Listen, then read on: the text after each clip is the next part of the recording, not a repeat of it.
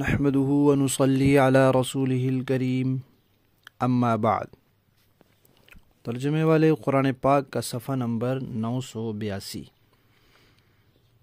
27واں پارہ، سورہ نجم، پہلا رکوع، آیت نمبر 19 تا 25۔ اعوذ باللہ من الشیطان الرجیم، بسم اللہ الرحمن الرحیم۔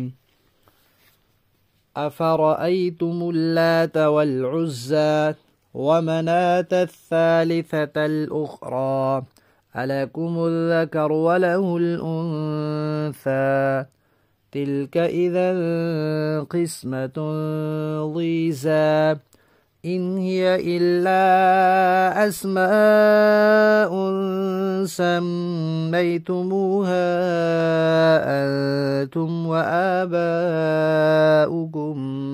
ما أنزل الله بها من سلطان إن يتبعون إلا الظن وما تهوى الأنفس وَلَقَدْ جَاءَهُم مِّن رَّبِّهِمُ الْهُدَىٰ أَمْ لِلْإِنسَانِ مَا تَمَنَّىٰ فَلِلَّهِ الْآخِرَةُ وَالْأُولَىٰ۔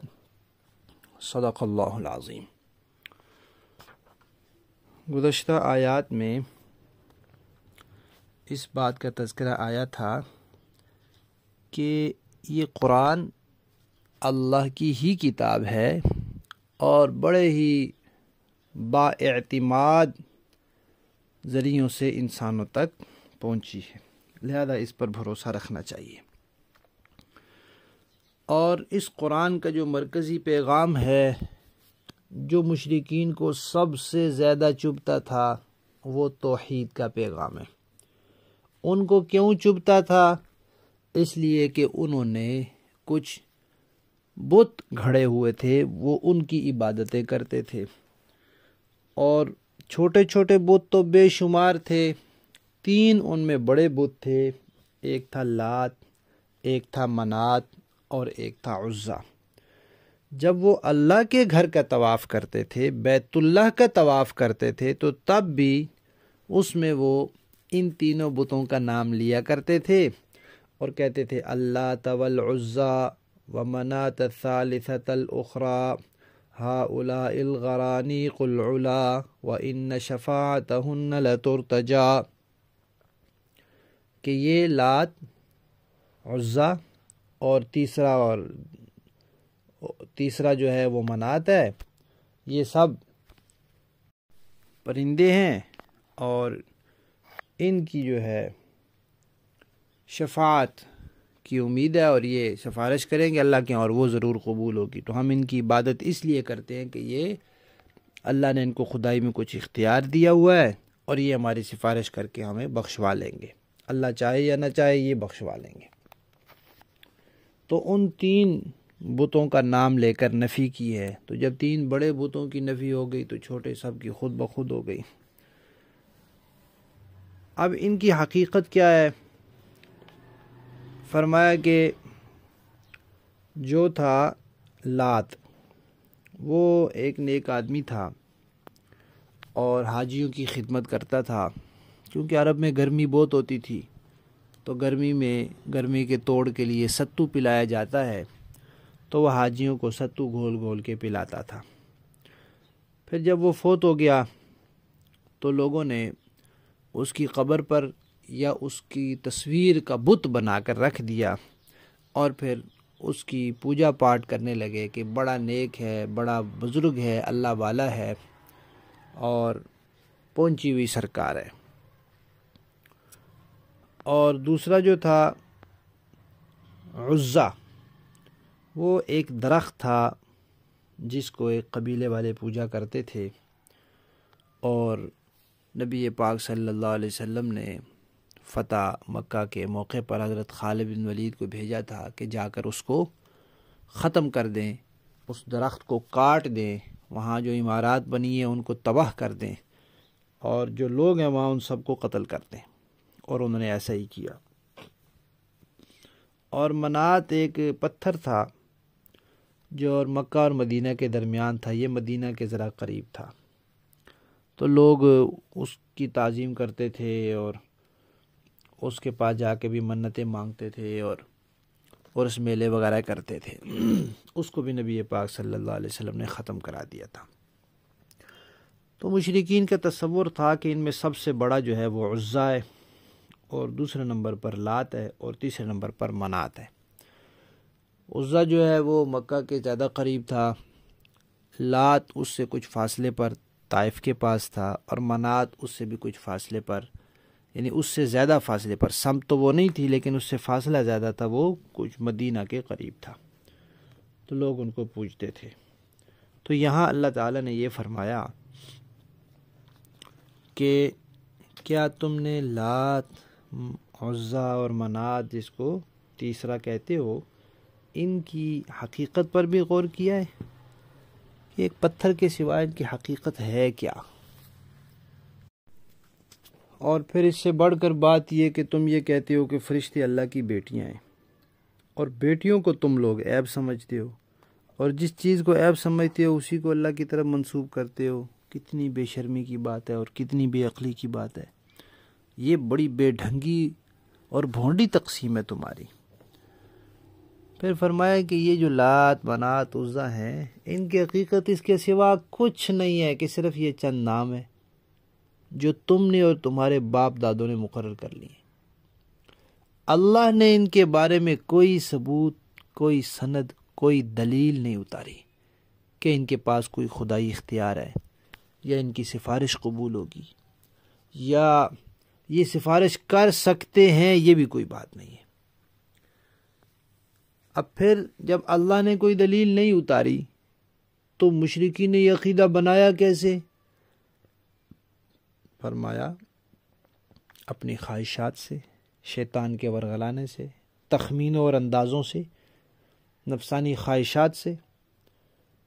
اچھا، انہوں نے اپنایا کیا؟ اللہ کی طرف سے ان کے پاس ہدایت نہیں آئی تھی جو یہ شیطان کی باتوں کے پیچھے لگ گئے، خواہش نفسانی کے پیچھے لگ گئے، تخمینوں اور اٹکلوں کے پیچھے لگ گئے؟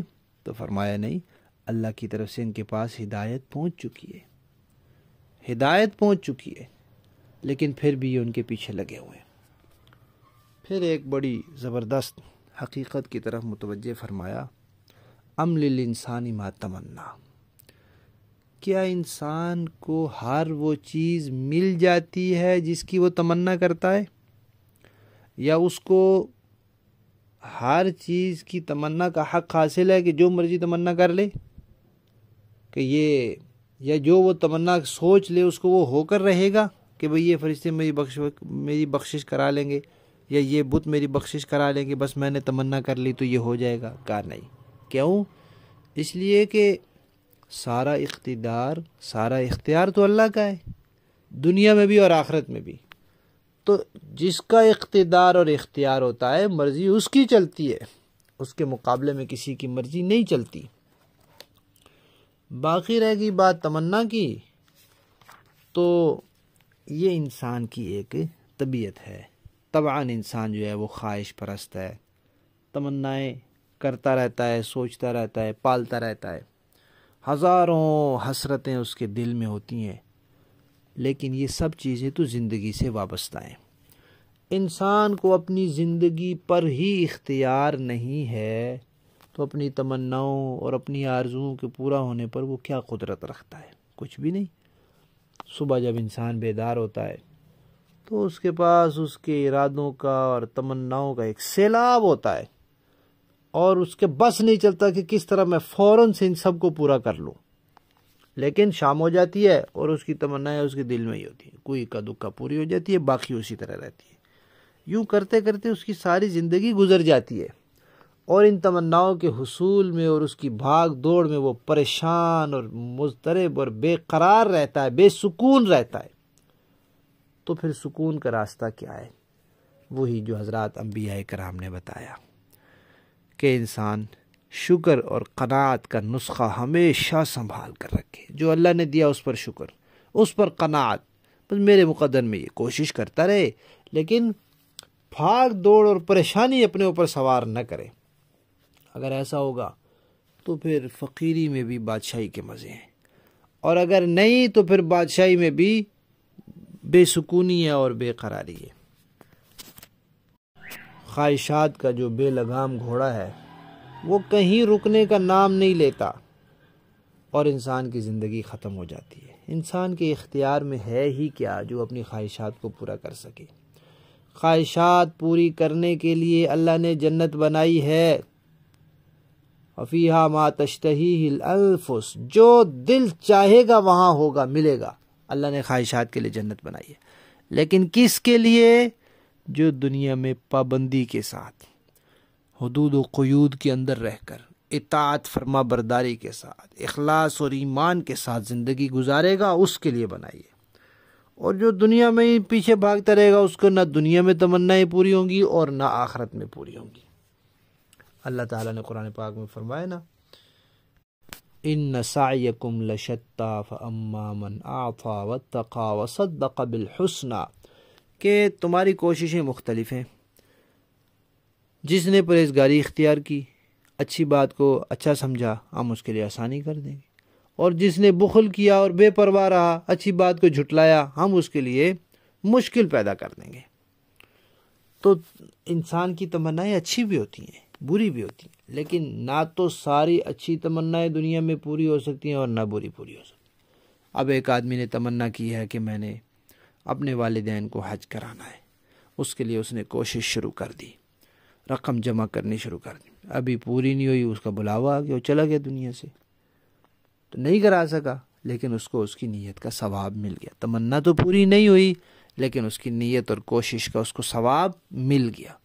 اور ایک آدمی نے، اللہ معاف کرے، کسی برے کام کا، غلط کام کا ارادہ کیا اور اس کی تمنا کی اور اس کے لیے کوشش کی، وہ بھی پوری نہیں ہوئی اور وہ دنیا سے چلا گیا، لیکن اس نے جو برے کام کی کوشش کی اس کا وبال ساتھ لے کر گیا۔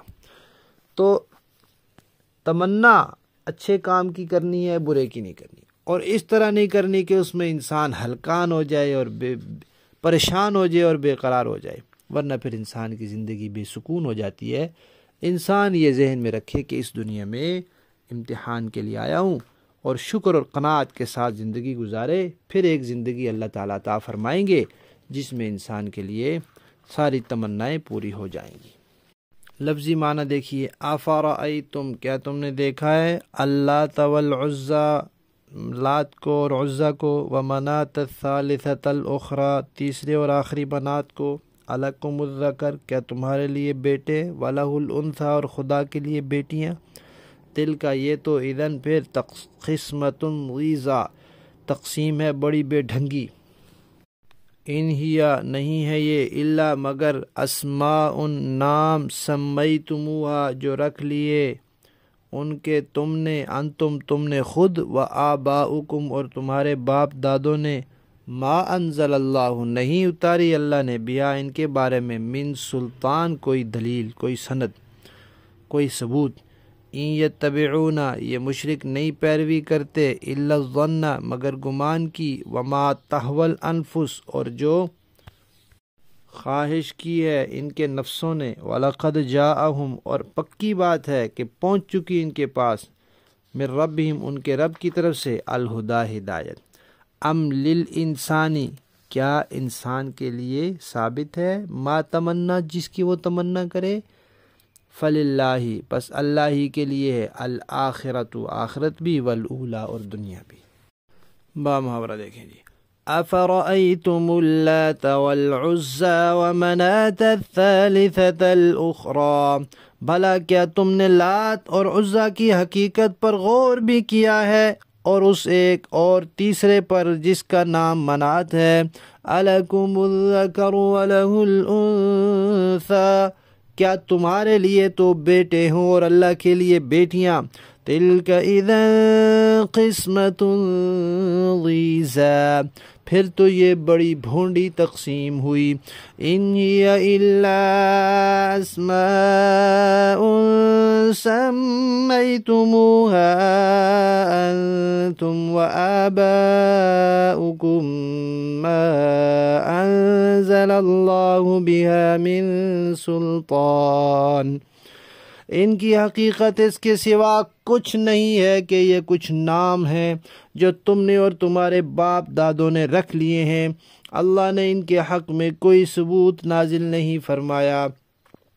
إِن يَتَّبِعُونَ إِلَّا الظَّنَّ وَمَا تَهْوَى الْأَنفُسُ، در حقیقت یہ کافر لوگ محض وہم و گمان اور نفسانی خواہشات کے پیچھے چل رہے ہیں۔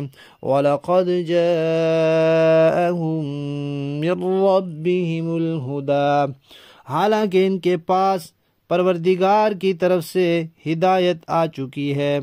أَمْ لِلْإِنسَانِ مَا تَمَنَّىٰ، کیا انسان کو ہر اس چیز کا حق پہنچتا ہے جس کی وہ تمنا کرے، یا ہر وہ چیز مل سکتی ہے جس کی وہ تمنا کرے؟ فَلِلَّهِ الْآخِرَةُ وَالْأُولَىٰ، نہیں، کیونکہ آخرت اور دنیا تو تمام تر اللہ ہی کے اختیار میں ہے۔ صدق اللہ العظیم۔